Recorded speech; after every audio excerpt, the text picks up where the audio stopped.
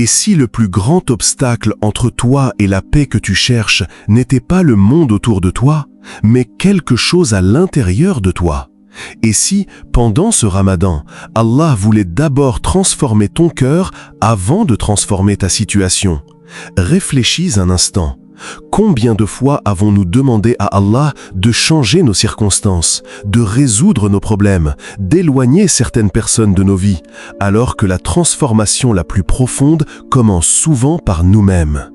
Nous vivons dans un monde où il est facile de pointer du doigt les autres. Nous disons « cette personne m'a blessé, cette situation m'a mis en colère. Si seulement les gens changeaient autour de moi, ma vie serait plus paisible. » Mais Ramadan est un miroir spirituel. Il nous invite à regarder plus profondément, à observer notre propre cœur, nos réactions, nos paroles et ces petites habitudes qui parfois éloignent la paix de notre âme. Aujourd'hui, nous entrons dans une étape profonde de ce Ramadan. Les jours passent vite, les nuits de prière se succèdent, les mosquées se remplissent, les invocations montent vers le ciel. Et pourtant, dans le silence de nos cœurs, une question reste présente pour beaucoup d'entre nous. Est-ce que mes invocations sont vraiment entendues ? Peut-être que toi aussi tu as vécu ce moment. La maison est calme, la nuit est avancée. Après une longue journée de jeûne, tu lèves les mains vers le ciel. Ton cœur est fatigué mais sincère. Et tu dis simplement « Oh Allah, protège-moi de moi-même. Protège-moi de mes mauvaises habitudes, de mes paroles qui blessent, de mes réactions que je regrette plus tard. » Car soyons honnêtes avec nous-mêmes, le mauvais comportement ne vient pas toujours des autres. Parfois, il vient de nous. Une parole dite trop vite, une colère qui surgit sans prévenir, un jugement porté sur quelqu'un alors que nous ne connaissons pas son combat intérieur. C'est pour cela que le messager d'Allah, Mohammed, paix et bénédiction sur lui, faisait souvent cette invocation pleine d'humilité. « Ô Allah, guide-moi vers les meilleures manières, car personne ne guide vers elles sauf toi. Et éloigne-moi des mauvaises manières, car personne ne les éloigne sauf toi. » Et Allah nous rappelle dans le Coran ceux qui répriment leur colère et pardonnent aux gens. Et Allah aime les bienfaisants. Coran 3, 134. Alors aujourd'hui, dans ces jours précieux du Ramadan, nous allons parler d'une chose essentielle, demander à Allah de purifier notre comportement et placer en lui une confiance totale. Avant de continuer, si ce message parle à ton cœur, abonne-toi à la chaîne Pouvoir d'Allah pour continuer ce chemin spirituel avec nous. Il existe un combat que personne ne voit. Ce n'est pas une guerre extérieure faite de bruit, de cris ou de confrontation. C'est une bataille silencieuse qui se déroule à l'intérieur de nos cœurs. Chaque jour, nous la menons sans même nous en rendre compte. C'est le combat entre la patience et la colère, entre la sagesse et l'impulsion, entre le pardon et la rancune. Un jour, un homme est venu voir le prophète Mohammed, paix et bénédiction sur lui, et lui a demandé un conseil simple, un conseil qui pourrait guider sa vie. Le prophète lui répondit avec des mots très courts, mais d'une profondeur immense. « Ne te mets pas en colère. » L'homme, pensant peut-être que la réponse était trop simple, répéta sa question. Il voulait peut-être entendre quelque chose de plus complexe, de plus détaillé. Mais le prophète répéta la même réponse, « Ne te mets pas en colère. » Encore une fois, l'homme insista, et encore une fois, la réponse resta la même. Pourquoi une réponse si simple? Parce que beaucoup de nos plus grands regrets commencent par un simple moment de colère. Une parole qui sort trop vite, une réaction que l'on ne contrôle pas. Un message envoyé sous l'effet de la frustration.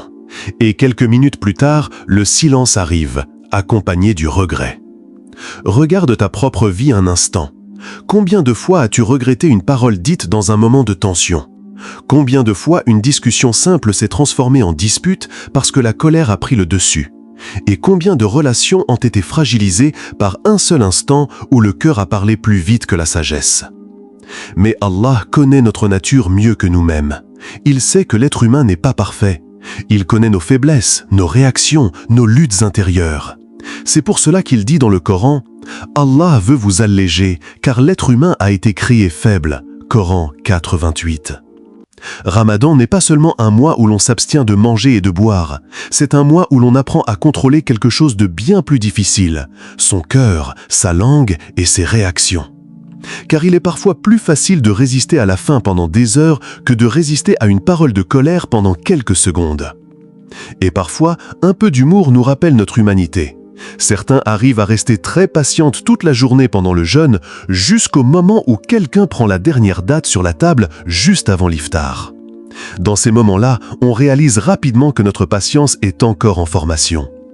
Mais la bonne nouvelle, c'est que chaque jour de Ramadan est une nouvelle opportunité d'entraîner notre cœur à choisir la patience plutôt que la colère. Il existe dans la tradition islamique des histoires simples mais puissantes, des récits qui ne durent que quelques instants mais qui portent des leçons capables de transformer notre manière de voir les autres et de réagir face à l'injustice. L'une de ces histoires concerne le prophète Mohammed, paix et bénédiction sur lui. Elle est souvent racontée parce qu'elle révèle quelque chose de profond sur la noblesse du caractère. Dans la ville de Médine, un homme avait l'habitude d'insulter le prophète lorsqu'il passait devant sa maison. Non seulement il lançait des paroles blessantes, mais chaque jour, il jetait aussi des déchets sur le chemin du prophète. Imagine la scène. Chaque matin, le prophète marche tranquillement dans la rue. Et chaque jour, la même chose se produit. Les insultes, les déchets, le manque de respect. Maintenant, pose-toi une question honnête. Comment aurions-nous réagi dans cette situation ? La plupart d'entre nous auraient répondu par la colère. Certains auraient confronté l'homme, d'autres auraient voulu lui rendre la même humiliation. Mais le prophète ne répondait pas par la colère. Il continuait simplement son chemin avec patience et dignité. Puis un jour, quelque chose d'étrange s'est produit. Le prophète est passé devant la maison et rien ne s'est passé. Aucun déchet, aucun cri, aucun geste hostile. Il s'est arrêté et a demandé aux gens autour de lui ce qui se passait. On lui répondit que l'homme était malade. Alors, au lieu de continuer sa route, le prophète prit une décision inattendue. Il alla lui rendre visite. Imagine ce moment. L'homme, allongé dans sa maison, affaibli par la maladie, voit soudain apparaître à sa porte celui qu'il avait insulté et humilié pendant si longtemps. Mais le prophète n'est pas venu pour reprocher. Il n'est pas venu pour rappeler les insultes. Il est venu avec compassion, avec bienveillance, avec une sincère inquiétude pour son état. Face à une telle noblesse, le cœur de cet homme fut profondément touché. La haine qu'il portait se transforma en respect. Ce jour-là, son cœur changea. Cette histoire nous rappelle un verset puissant du Coran. Repousse le mal par ce qui est meilleur, et celui avec qui tu avais une hostilité deviendra comme un ami chaleureux. Coran 41-34. Ce verset nous enseigne une vérité difficile mais profonde. Parfois, la plus grande victoire n'est pas de répondre à l'offense, mais de répondre avec noblesse. Alors, cette histoire nous laisse avec une question importante à méditer. Et si, dans certaines situations de ta vie, la meilleure réponse n'était pas la réaction, mais la patience et la dignité? Durant ces jours du Ramadan, entre le 16e et le 20e jour, beaucoup de croyants ressentent une fatigue particulière. Au début du mois, tout semble plus facile, l'enthousiasme est fort, les prières nocturnes sont pleines d'énergie. Les invocations montent vers le ciel avec une grande intensité. Mais au fil des jours, quelque chose change. Le corps commence à ressentir la fatigue du jeûne répété. Les nuits plus courtes pèsent sur l'esprit. Les responsabilités quotidiennes continuent. Le travail, la famille, les soucis de la vie ne disparaissent pas simplement parce que c'est Ramadan. Alors, certains se demandent silencieusement « Pourquoi est-ce que je me sens plus fatigué alors que je cherche à me rapprocher d'Allah ?» C'est justement dans ces moments que la confiance en Allah devient essentielle. Allah dit dans le Coran « Et lorsque mes serviteurs t'interrogent sur moi, alors je suis tout proche. Je réponds à l'appel de celui qui m'invoque lorsqu'il m'invoque. » Coran 286. Remarque quelque chose d'extraordinaire dans ce verset. Allah ne dit pas « peut-être », il ne dit pas « parfois », il dit qu'il répond. Mais la réponse d'Allah ne ressemble pas toujours à ce que nous imaginons.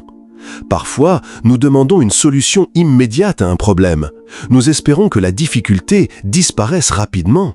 Mais Allah, dans sa sagesse parfaite, travaille d'une manière plus profonde. Peut-être que nous demandons à Allah de changer une situation, alors qu'il commence par transformer notre cœur. Peut-être que nous demandons qu'une personne change, alors qu'Allah nous apprend d'abord la patience. Peut-être que nous demandons que nos difficultés disparaissent, alors qu'Allah utilise ces moments pour renforcer notre foi. Dans la vie quotidienne, nous avons souvent l'impression que les choses doivent arriver rapidement. Nous sommes habitués à l'instantané. Un message envoyé reçoit une réponse en quelques secondes. Une information apparaît immédiatement sur un écran. Mais la transformation du cœur humain ne fonctionne pas comme cela. Elle se construit avec le temps, avec la patience, avec les épreuves qui nous apprennent à faire confiance. La confiance totale en Allah signifie accepter que sa sagesse dépasse notre compréhension. Cela signifie croire que même lorsque nous ne voyons pas immédiatement la réponse, Allah est déjà en train d'agir. Peut-être pas de la manière que nous attendions, mais toujours de la manière dont nous avons réellement besoin. Et parfois, la plus grande réponse à une invocation n'est pas un changement autour de nous, mais un changement à l'intérieur de nous. Prends un moment pour t'arrêter et réfléchir sincèrement. Pas une réflexion rapide, mais une réflexion profonde, silencieuse, comme lorsque ton cœur parle sans distraction. Imagine une situation simple mais puissante. Imagine que, pendant ce Ramadan, Allah accepte toutes tes invocations sans exception. Tout ce que tu demandes avec sincérité se réalise. Quelle serait la première chose que tu demanderais ? Prendrais-tu quelques secondes pour réfléchir à une nouvelle opportunité financière ? À plus de réussite dans ton travail ? À la résolution d'un problème précis dans ta vie ? Ou peut-être demanderais-tu quelque chose de plus profond, un cœur plus calme, plus patient, plus paisible face aux épreuves ? Car au fond, beaucoup de nos difficultés dans la vie ne viennent pas seulement des situations extérieures, mais de la manière dont nos cœurs réagissent face à ces situations. Le prophète Mohammed, paix et bénédiction sur lui, a résumé une grande vérité en une phrase simple mais puissante. Les meilleurs parmi vous sont ceux qui ont le meilleur comportement. Ce hadith nous rappelle que la vraie noblesse d'une personne ne se mesure pas seulement à ses biens, à son statut ou à ses réussites visibles. Elle se mesure à son caractère, à sa patience quand elle est provoquée, à sa douceur quand elle est blessée, à sa capacité de pardonner même quand elle aurait le droit de répondre. Imagine un instant un monde où chacun ferait cette invocation sincère chaque jour. « Ô Allah, améliore mon caractère comme tu as embelli mon apparence. » Imagine des familles où les paroles seraient plus douces, où les désaccords seraient gérés avec patience plutôt qu'avec colère. Imagine des relations où les gens choisiraient la compréhension au lieu du jugement rapide. Les cœurs seraient plus légers, les conflits seraient moins nombreux, les blessures invisibles qui existent dans tant de relations commenceraient à guérir. Et ce changement ne commencerait pas forcément par de grandes transformations visibles dans le monde. Il commencerait par quelque chose de beaucoup plus discret, mais infiniment puissant. Un cœur qui décide de changer. Peut-être que la transformation du monde ne commence pas par des décisions immenses ou des événements extraordinaires. Peut-être qu'elle commence simplement par la transformation d'un seul cœur, le tien. Alors aujourd'hui, dans ces jours bénis du Ramadan, prends un moment pour ralentir. La vie va vite, les journées passent, les responsabilités s'enchaînent et parfois nous oublions de nous arrêter simplement pour écouter notre cœur. Prends ce moment maintenant, un moment de calme, un moment de sincérité entre toi et ton Créateur. Ferme les yeux si tu le peux, respire profondément. Laisse les inquiétudes de la journée se calmer pendant quelques secondes et parle à Allah avec des mots simples, avec un cœur sincère. Dis simplement « Ô Allah, accepte mes invocations, protège-moi contre mon mauvais comportement. Protège-moi contre les paroles que je pourrais regretter. Purifie mon cœur des rancunes, de l'orgueil et de la colère. Apprends-moi la patience lorsque les situations deviennent difficiles. Apprends-moi la douceur lorsque je parle aux autres. Et fais de moi une personne qui apporte la paix autour d'elle. Car au fond, beaucoup d'entre nous cherchent la tranquillité dans leur vie. Nous voulons la paix dans nos familles, dans nos relations, dans nos cœurs. Mais cette paix commence souvent par un cœur qui se rapproche sincèrement d'Allah. Allah nous rappelle dans le Coran une vérité réconfortante. Certes, Allah n'impose à aucune âme une charge supérieure à sa capacité. Coran 2, 286. Cela signifie que les défis que tu rencontres, les efforts que tu fais pour devenir une meilleure personne, les luttes silencieuses que tu mènes dans ton cœur, tout cela est connu d'Allah. Il voit ta patience même lorsque personne d'autre ne la remarque. Il entend tes invocations même lorsqu'elles sont silencieuses. Il connaît ton intention de t'améliorer même lorsque tu tombes parfois dans les mêmes erreurs. Peu importe ton passé, peu importe les moments où tu as perdu patience, peu importe les paroles que tu aurais aimé ne jamais dire. Ce qui compte vraiment, c'est la direction que ton cœur choisit aujourd'hui. Chaque jour de Ramadan est une nouvelle opportunité de recommencer, une nouvelle opportunité de purifier ton cœur, d'améliorer ton comportement et de te rapprocher davantage d'Allah. Si ce message a touché ton cœur et t'a aidé à réfléchir sur toi-même, abonne-toi maintenant à la chaîne Pouvoir d'Allah pour continuer ce voyage spirituel ensemble et recevoir d'autres rappels qui nourrissent l'âme. Et souviens-toi toujours de cette vérité simple mais profonde. Parfois, la plus grande protection qu'Allah nous accorde dans la vie, c'est de nous protéger contre nos propres défauts.